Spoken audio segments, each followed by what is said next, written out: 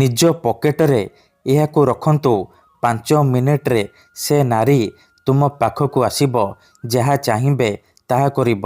ଆଜ୍ଞା ହଁ, ଯଦି ଆପଣ କେଉଁ ଝିଅ ବା ବିବାହିତା ମହିଳାକୁ ମନେ ମନେ ଭଲ ପାଉଛନ୍ତି, ତା'ର ସୁନ୍ଦରତାକୁ ଦେଖି ତା ଆଡ଼କୁ ଆକର୍ଷିତ ହେଉଛନ୍ତି, କିନ୍ତୁ ଯେତେ ଚେଷ୍ଟା କଲେ ମଧ୍ୟ ତାକୁ ପଟେଇ ପାରୁନାହାନ୍ତି, ତାକୁ ନିଜର ମନ କଥା କହିବାକୁ ଡରୁଛନ୍ତି, ଆଉ ଆପଣ ଚାହୁଁଛନ୍ତି କି ସେ ଝିଅ ବା ମହିଳା ନିଜେ ଆସି ଆପଣଙ୍କୁ ଭଲ ପାଉଛି ବୋଲି କହୁ, ଆପଣଙ୍କର ସବୁ ଇଚ୍ଛା ପୂରଣ କରୁ, ତେବେ ଆଜିର ଏହି ବଶୀକରଣ ଭିଡ଼ିଓଟି ଆପଣଙ୍କର କାମରେ ଆସିବ। କେବଳ ଆପଣଙ୍କୁ ନିଜ ପକେଟରେ ଏହି ଜିନିଷ ରଖିବାର ଅଛି।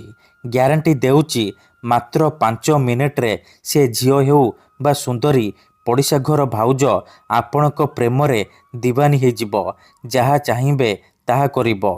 ଏହି ବଶୀକରଣ ସାହାଯ୍ୟରେ ହଜାର ହଜାର ଲୋକମାନେ ଲାଭବାନ ହୋଇଛନ୍ତି।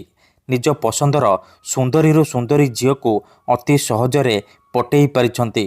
ତେଣୁ ଆପଣ ବି ମୋ କଥା ମାନି ନିଜ ପକେଟରେ ଏହାକୁ ରଖନ୍ତୁ। ଗ୍ୟାରେଣ୍ଟି ଦେଉଛି, ଯେଉଁ ଝିଅ ପଟୁନଥିଲା ସେ ଝିଅ ଆପେ ଆପେ ପଟିଯିବ। ନିଜେ ଆସି ଆପଣଙ୍କୁ ଭଲ ପାଉଛି ବୋଲି କହିବ।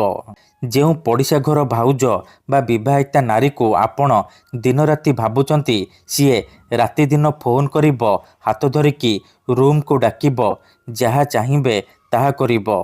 ନମସ୍କାର ଫ୍ରେଣ୍ଡସ୍, ଓଡ଼ିଆ ଫଣ୍ଡା ଚ୍ୟାନେଲକୁ ଆପଣମାନଙ୍କୁ ସ୍ୱାଗତ।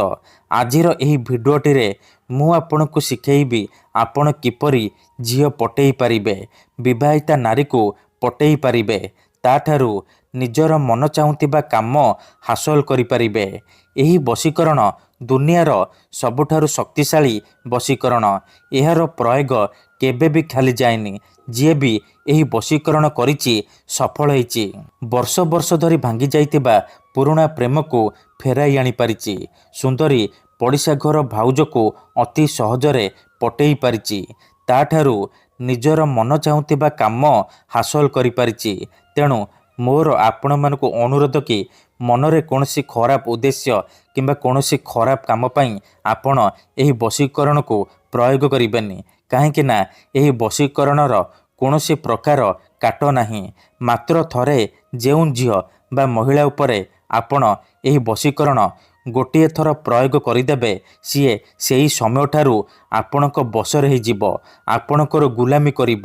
ଯାହା ଚାହିଁବେ ତାହା କରିବ। କେବଳ ଆପଣଙ୍କୁ ନିଜ ପକେଟରେ ଏହାକୁ ରଖିବାର ଅଛି। କେତେଥର ଏମିତି ହେଇଥାଏ କି ଆପଣ ଯେଉଁ ଝିଅକୁ ମନେ ମନେ ଭଲ ପାଉଛନ୍ତି, ସେ ଝିଅ ଆପଣଙ୍କୁ ଭଲ ପାଏନି, ଅନ୍ୟ କାହାକୁ ଭଲ ପାଏ, ଆଉ ଆପଣ ତା ପଛରେ ଗୋଡ଼େଇ ଗୋଡ଼େଇ ନିଜର ସବୁ ସମୟ ସାରି ଦିଅନ୍ତି, କିନ୍ତୁ ସେ ଝିଅକୁ ପଟେଇ ପାରନ୍ତିନି। ଯଦି ଆପଣ ବି ଏହିପରି ପରିସ୍ଥିତିରେ ପଡ଼ିଛନ୍ତି, ଯେତେ ଚେଷ୍ଟା କଲେ ମଧ୍ୟ ନିଜ ପସନ୍ଦର ସେ ଝିଅକୁ ପଟେଇ ପାରୁନାହାନ୍ତି, ତେବେ ମୋ କଥା ମାନି ଆଜି ନିଜ ପକେଟରେ ଏହି ଜିନିଷ ରଖିଦିଅନ୍ତୁ। ସେ ଝିଅ ନିଜେ ଆସି ଆପଣଙ୍କ ସହିତ କଥା ହେବ, ଆପଣଙ୍କୁ ଭଲ ପାଉଛି ବୋଲି କହିବ। ଆପଣଙ୍କ ପ୍ରେମରେ ଏମିତି ଦିୱାନୀ ହୋଇଯିବ କି ଆପଣଙ୍କୁ ନ ଦେଖି ଗୋଟେ ମୁହୂର୍ତ୍ତ ବି ରହିପାରିବନି। ଏହି ବଶୀକରଣ ସାହାଯ୍ୟରେ ଆପଣ ଶାଶୁ, ନଣନ୍ଦ, ଦିଅର, ଭାଉଜ କାହାକୁ ବି ନିଜ ବଶରେ କରିପାରିବେ। ତାଠାରୁ କିଛି ବି କାମ ହାସଲ କରିପାରିବେ। ତେବେ ଏହି ବଶୀକରଣ ଆପଣ କିପରି କରିବେ, କେମିତି କରିବେ, ଏହାର ପ୍ରୟୋଗ ବିଧି କ'ଣ, ମୁଁ ଆପଣଙ୍କୁ ଶିଖେଇବି। ସମ୍ପୂର୍ଣ୍ଣ ପ୍ରୟୋଗ ବିଧି ମୁଁ ଆପଣଙ୍କୁ ଠିକ୍ ଭାବରେ ଶିଖେଇବି।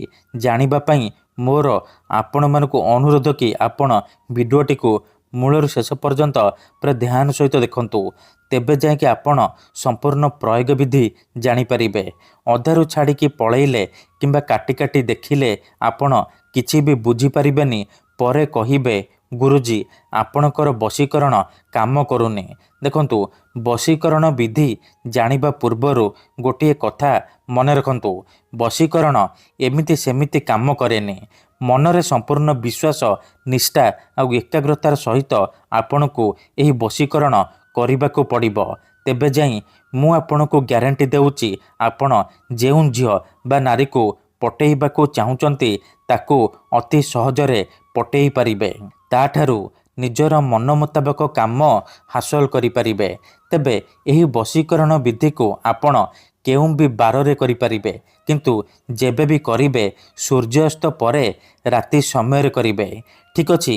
ଏହି ବଶୀକରଣ କରିବା ପାଇଁ ଆପଣଙ୍କୁ କିଛି ସାମଗ୍ରୀ ଦରକାର, ଯେମିତିକି ଖଣ୍ଡିଏ କଳା କପଡ଼ା, 5ଟି କଳା ଗୋଲମରିଚ, ଖଣ୍ଡେ ସାଧା କାଗଜ ଆଉ କଳା ରଙ୍ଗର କଲମ। ଏତିକି ଜିନିଷ ଆଣିସାରିବା ପରେ କ'ଣ କରିବେ, କୌଣସି ଏକ ଜାଗାରେ ଚୁପଚାପ ବସି ପଡ଼ିବେ, ଯେଉଁଠାରେ ଆପଣଙ୍କୁ କେହି ଦେଖିବେନି କିମ୍ବା ଡାକିବେନି। ପ୍ରଥମେ ଆପଣ କ'ଣ କରିବେ, କଳା କପଡ଼ାକୁ ନିଜ ସାମ୍ନାରେ ରଖିବେ। ତାପରେ ଯେଉଁ 5ଟି କଳା ଗୋଲମରିଚ ଆଣିଛନ୍ତି, ସେ 5ଟି କଳା ଗୋଲମରିଚକୁ ଡାହାଣ ହାତରେ ମୁଠେଇକି ଧରିବେ ଆଉ ଆଖି ବନ୍ଦ କରିକି ସେଇ ଝିଅ ବା ମହିଳାକୁ ମନେ ମନେ ଭାବିବେ। ତାର ମୁହଁକୁ ନିଜ ମନରେ ଭାବିବେ।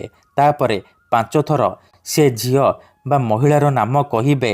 ତାପରେ ମୁଠା ଖୋଲିବେ ଆଉ ସେ ମରିଚରେ ଗୋଟିଏ ଥର ଫୁଙ୍କିଦେବେ।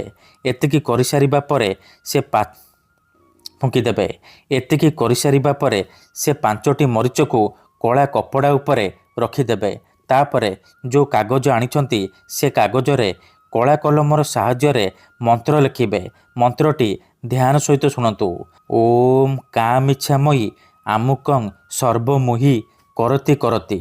କାଗଜରେ ଏହି ମନ୍ତ୍ର ଲେଖିବେ। ଆମୁକଂ ଜାଗାରେ ଆପଣ ସେଇ ଝିଅ ବା ମହିଳାର ନାମ ଲେଖିବେ, ଯାହାକୁ ଆପଣ ବଶରେ କରିବାକୁ ଚାହୁଁଛନ୍ତି। ତାପରେ ସେ କାଗଜକୁ କଳା କପଡ଼ା ଉପରେ ରଖିଦେବେ। ଠିକ୍ ଅଛି। ଏତିକି କରିସାରିବା ପରେ ସେ କଳା କପଡ଼ାକୁ 3ଟି ଗଣ୍ଠି ପକେଇକି ବାନ୍ଧିଦେବେ। ସେ ଗୋଟିଏ ପୁଟୁଳି ହେଇଯିବ। ସେ ପୁଟୁଳିକୁ ଆପଣ 3 ଘଣ୍ଟା ପାଇଁ ନିଜ ପାଖରେ ରଖିବେ, ନିଜ ପକେଟରେ ରଖିବେ। 3 ଘଣ୍ଟା ପରେ କ'ଣ କରିବେ, ସେ ପୁଟୁଳିକୁ ନେଇକି କୌଣସି ଏକ ବରଗଛ କିମ୍ବା ଓସ୍ତ ଗଛର ମୂଳରେ ରଖିଦେଇ ଚୁପଚାପ ଘରକୁ ଫେରି ଆସିବେ। ଗ୍ୟାରେଣ୍ଟି ଦେଉଛି, ଏତିକି କରିଦିଅନ୍ତୁ। ଏହି ବଶୀକରଣ କରିବା ମାତ୍ରେ ସେ ଝିଅ ହେଉ ବା ବିବାହିତା ମହିଳା ଆପଣଙ୍କ ଆଡ଼କୁ ଆକର୍ଷିତ ହେବାକୁ ଲାଗିବ। ଯାହା ଚାହିଁବେ ତାହା କରିବ। ଧନ୍ୟବାଦ।